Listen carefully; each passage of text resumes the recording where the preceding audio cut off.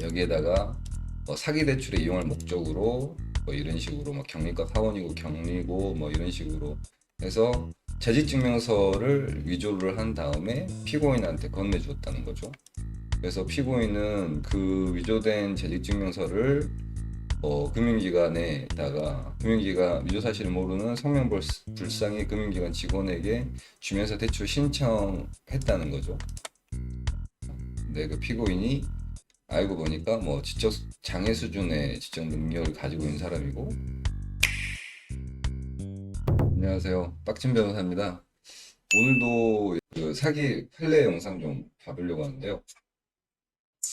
오늘의 수법은 이게 이제 이것도 마찬가지로 그 금융사기 중에서 대출 사기예요. 대출 사기인데 자동차 중고차 모토론 같은 거 있잖아요. 중고차 구입하면서 캐피탈로 대출받아서 차량을 많이 구입하잖아요. 근데 그 중고차 대출 사기 관련해서 이것도 마찬가지로 전에 한번 영상이 나갔는데 서류를 위조하는 수법이에요. 그래서 이게 이제 이 사건의 핵심을 보면은 대출 브로커들이 중간에 껴가지고 중고차 대출을 받게 해주는데 그 과정에서 재직증명서랑 매매계약서 같은 걸 위조를 해서 금융기관에다 제출해서 대출을 받는 경우가 있어요. 근데 이제 이 사건의 피고인은 그 대출 브로커한테 어떻게 보면은 속아가지고 같이 공모를 한 거예요. 근데 그 피고인이 알고 보니까 지적 장애 수준의 지적 능력을 가지고 있는 사람이고, 그리고 실제로 대출을 받아가지고 이 금융기관으로부터 서류를 위조해가지고 편취한 대부분의 금액을 이 지적 장애가 있는 피고인이 아니라 이 대출 브로커들이 가져갔다고 하더라고요. 네, 그런 사기 사건인데 한번 사실관계를 보고 형량이 어느 정도 나올지를 한번 예측을 해보십시오. 이제 오늘 판결을 한번 봐보면은 청주에서 있었던 사건인데, 범죄 사실을 보면은 이 B랑 C라는 애들이 대출 브로커로부터 대출 의뢰인들을 소개받아 중고차 사고 팔고 당일 현금 지급이라는 내용이 기재된 현수막을 보고 연락한 대출 의뢰자들 모집한 후 금융기관에 대출 의뢰자들의 허위 재직증명서, 자동차 양도증명서 등을 제출하는 방법으로 대출 자격이 없는 대출 의뢰자 명의로 중고차 구입 관련 대출 편차기로 공모하였고, 이 B씨가 사기꾼이죠, 이 새끼들이. 얘네들에 관련된 판결이 아니거든요. 이 B씨에 대한 아마 얘네들이 제대로 수사를 받고 처벌을 받았다고 하면은 B씨와 관련된 판결문도 있을 텐데 못 찾아가지고 나중에 찾을 수 있으면 한번 봐볼게요. 그래서 이제 이 피고인은 지금 이 사건에서 처벌받은 피고인은 2018년 2월경 D라는 사람을 통해서 위 아까 B씨라는 이 대출 브로커 사기꾼을 소개받은 다음 피고인이 중고차를 매수한 사실이었고 직장에 근무하지 않음에도 실제로는 중고차를 매수한 것도 아니고 일을 하고 있던 사람이 아닌 거죠. 피해자 이 은행 대출 담당자에게 허위의 자동차 양도증명서 및 위조된 재직증명서 등을 제출하여 F 대출을 신청하여 대출금 1,500만 원을 받은 후에 그중 900만 원을 취득하기로 순차 공모하였다. 그래서 이 피고인이 그 문서를 위조를 한 게 아니에요. 위조는 B씨가 한 거고 이 피고인은 위조 사문서를 행사한 거죠. 위조된 사문서를. 그래서 B씨가 여기에다가 사기 대출에 이용할 목적으로 이런 식으로 경리가 사원이고 경리고 이런 식으로 해서 재직증명서를 위조를 한 다음에 피고인한테 건네주었다는 거죠. 그래서 피고인은 그 위조된 재직증명서를 금융기관에다가 금융기관 위조 사실을 모르는 성명불상의 금융기관 직원에게 주면서 대출 신청했다는 거죠. 그래서 그렇게 행사했다는 거예요. 그리고 사기.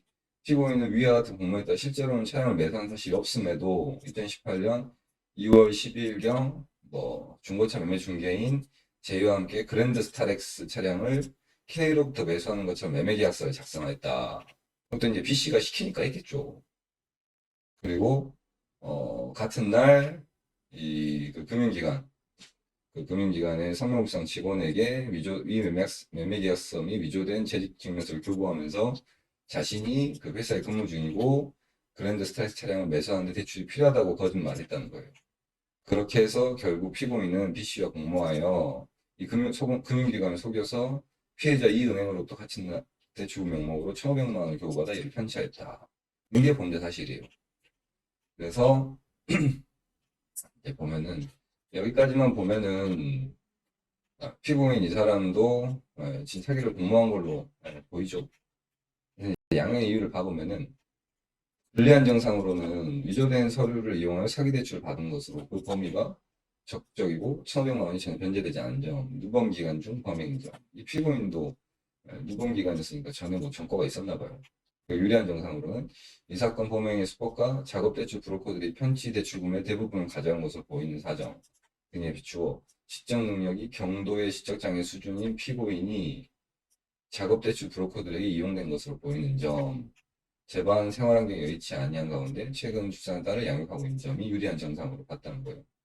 그러니까 이제 사실관계를 보면은 이 피고인이 지적 장애가 있다는 게 중요한 사실이겠죠. 이게 판결이나 수사나 판결 과정에서는 정확하게 뭐 드러났을지는 모르겠지만, 저도 이제 뭐 사실관계가 여기 판결상으로는 정확히 안 나와 있으니까 모르겠지만, 이 판결문에 경도의 지적 장애 수준이라고 나와 있는 거 보니까 아무래도 의사 능력이나 이런 게 좀 떨어지는 분이었고, 그래서 이 대출 작업 대출 브로커 이 새끼들이, 실제 이 개새끼들은 이 새끼들이죠. 아까 얘기했던 BC 브로커 이런 개새끼들을 죽여야죠. 그래서 그렇게 해가지고 이제 처벌을 받았는데 형량이 어느 정도 나왔을지 한번 예측을 해보십시오. 방금 말씀드린 재반 사실관계나 사정들을 비춰봤을 때 어느 정도 처벌이면 적당할지 한번 고민을 해보세요. 잠깐이라도. 이제 결과를 말씀드리면은 이 피고인 같은 경우는 벌금 300만 원 나왔어요. 벌금 300만 원.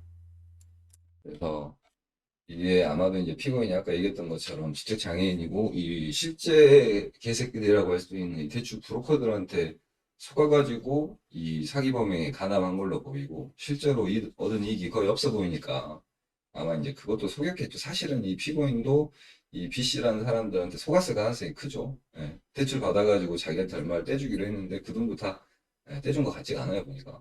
그렇게 해서 이제 벌금 300만 원을 받았어요. 그 피해 금액이 1,500만 원인데 벌금 300만 원. 그래서 이제 제가 이 홈페이지 정리한 이 사기 수법 관련해서 욕할 만한 개새끼들이 많지만 뭐 이런 사기꾼 피고인 같은 경우는 물론 사기에 가담하긴 했지만 뭐 참작할 만한 사정이 있어 보이고 그래서 벌금 300만 원 정도 나온 것 같은데 뭐 이런 정도는 뭐 제가 봤을 때는 참작할 만한 사정이 있다고 저는 생각합니다. 저도 뭐 정확히 사실관계는 모르니까 이 나온 사실관계에 비춰보면 그렇다는 거죠.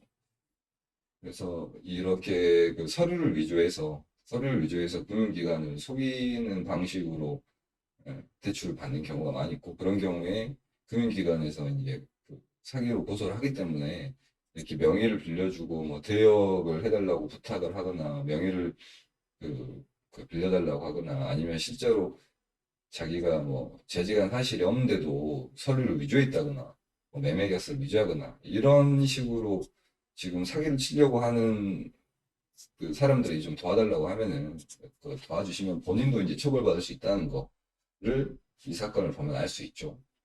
그래서 절대 그런 일에 뭐 협조하시거나 그러시면 안 됩니다. 이 사건에도 보면 알겠지만 이 브로커 새끼들이 속인 거예요. 이 피고인을.